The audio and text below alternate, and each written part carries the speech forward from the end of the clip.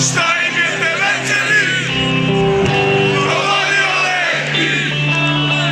More je brod, more su koke, more je izvor života. Je li tako, Moke? Moke je još ono i to da se strankinje plaskaju pravo i da je u Žalstrovu kampu svaku noć truguje malo. Pišonja i žuga mogli su iskušati i noć cijelu. Pišonja i žuga imali su krv 17 godina vrelu. Pišonja i žuga. Ajmo ta šlajda!